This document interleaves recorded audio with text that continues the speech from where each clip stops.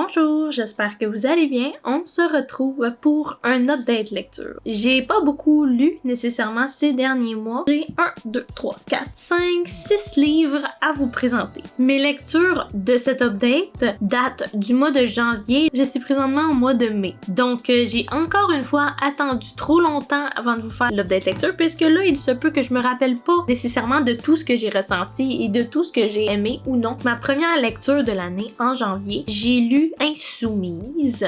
C'est le tome 2 de Promise. Et si on se rappelle bien, dans Promise, dans le fond, c'est un monde où à chaque personne à leurs 16 ans choisit si oui ou non ils veulent avoir un promis, si ils veulent être jumelés à quelqu'un. S'ils disent non, c'est non pour toute leur vie, ils vont être seuls. Et s'ils disent oui, ils vont être avec la personne qui leur est promise selon... dans le fond, c'est le gouvernement qui analyse vraiment toute leur personnalité, leur ADN.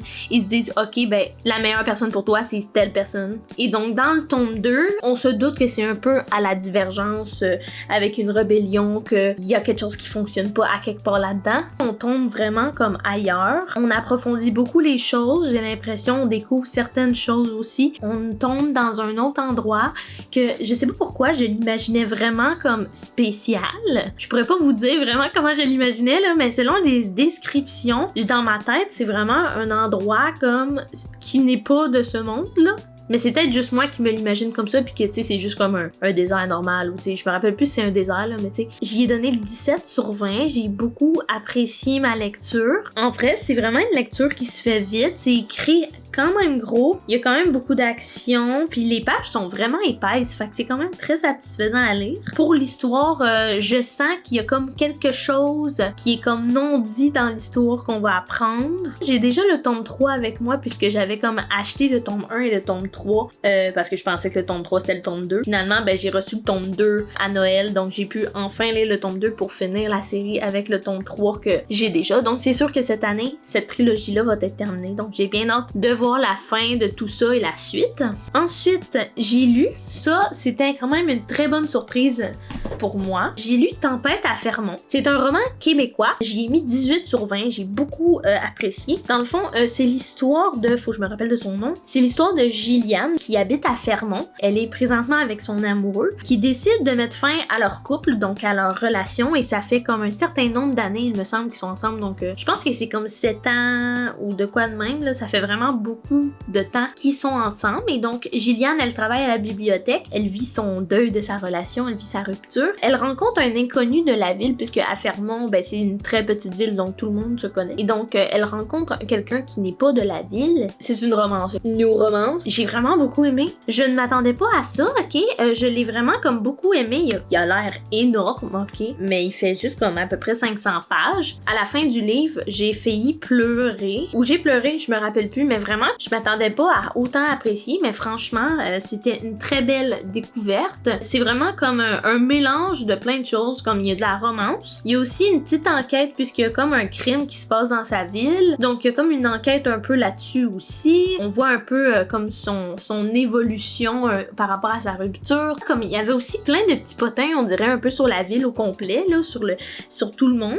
Ça m'a vraiment surprise parce que j'avais peur de pas apprécier, mais je voulais vraiment lire en hiver. Vraiment, c'est une lecture que tu n'es pas obligé de lire dans le temps de Noël. Tu peux lire ça n'importe quand, là. C'est dans le temps de Noël, mais c'est pas juste fixé sur Noël. C'est vraiment génial pour ça, là. On n'est pas obligé de lire ça juste en décembre, janvier. C'était vraiment une très belle découverte que je recommande si vous aimez les petites romances. Puis en plus, c'est pas juste fixé sur la romance. Il y a vraiment comme tout un truc autour. Et donc, par la suite, j'ai lu La science de l'amour. Donc, j'ai fait un reading vlog dessus. Donc, je vous invite vraiment à aller voir le reading vlog ou au moins la fin du reading vlog si vous voulez savoir ce que j'en ai pensé. J'y ai mis 18 sur 20. J'ai vraiment beaucoup apprécié ma lecture. J'ai plus aimé que L'hypothèse amoureuse, qui est le premier livre de l'autrice que j'ai lu. Je vous réfère à la vidéo et je vous en parle pas plus. Si vous voulez savoir mon avis dessus, allez voir la vidéo directement. Par la suite, j'ai lu True Beauty tome 2. J'y ai mis 17 sur 20. J'aime vraiment beaucoup True Beauty. Je trouve vraiment que les couvertures des webtoons True Beauty sont absolument trop belles. Il y a comme la brillance, l'illustration est vraiment jolie.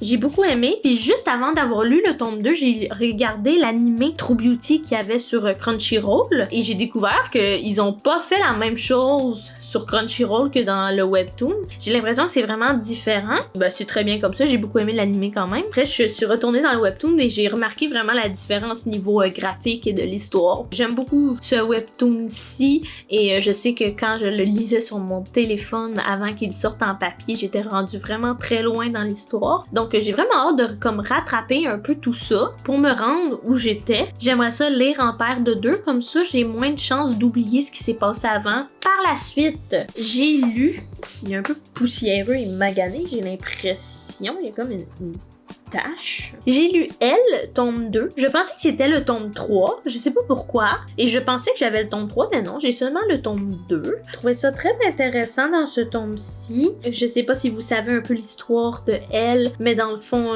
c'est une jeune fille qui a plusieurs personnalités. Et dans ce tome-ci, on découvre une autre de ses personnalités. À la fin du tome, on apprend quelque chose de très intéressant sur l'histoire de Elle. Et donc, j'aime vraiment beaucoup cette série-là. J'aime beaucoup les dessins. C'est très coloré, c'est très beau, lumineux.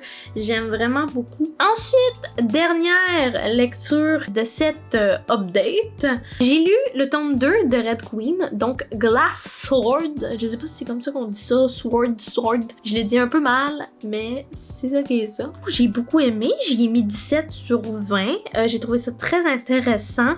Beaucoup d'action. Ce tome-ci est vraiment très dark. Je ne m'attendais pas à autant de violence. C'était vraiment très sombre comme tome et il faut pas que tu lises ce tome-ci déprimé parce que ça déprime encore plus.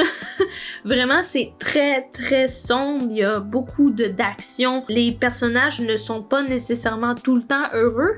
Il y avait certaines choses que je m'attendais pas du tout. Je me rappelle plus si j'ai pleuré ou pas, mais je sais qu'à la fin, je me disais, mais qu'est-ce que je viens de lire? À quel point il y avait eu de rebondissements. La fin, elle brise le cœur, absolument. C'est un tome complètement différent du tome 1. Là. C'est triste, c'est dark, c'est violent, il y a de la mort, c'est comme ça pue la mort, là. Puis il y a beaucoup d'action. Tout ça était très bien structuré, comme c'est vraiment très structuré, même les plot twists, les trucs que je m'attendais pas du tout, c'était vraiment comme je m'en attendais pas. Il y a certaines choses que oui, certaines choses je me doutais qui allaient se passer, mais certaines autres choses que quand je lisais j'étais comme non, dis-moi pas que c'est ça qui se passe, je ne veux pas que ça se passe.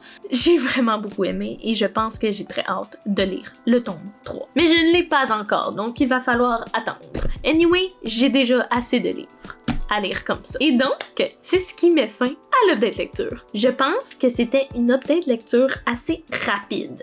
Tout simplement parce que j'avoue qu'il y en a certains que j'ai un peu oubliés. J'ai moins oublié que je pensais. Au début de la vidéo, j'ai dit que j'avais oublié sûrement certains livres que j'ai lus, mais non, j'en ai pas lu beaucoup, mais je me rappelle quand même de ce qui s'est passé. C'est juste que j'ai de la misère à vous l'expliquer comment je me ressens. Il y a un livre que j'ai pas parlé dans cette vidéo, que j'ai parlé dans une autre vidéo. C'est un manga, donc j'ai lu pour la première fois un manga, et donc je vous réfère à la vidéo sur ce manga-là. J'espère que ça vous a plu. Si vous avez quoi que ce soit à me dire en commentaire, des recommandations, si vous avez lu ces lectures, si vous les avez aimées, si vous ne les avez pas aimées, je suis prête à lire tout ce que vous avez à me dire dans les commentaires. Et moi, je vous souhaite une bonne journée, une bonne soirée, peu importe quand vous regardez ça, et on se dit à bientôt!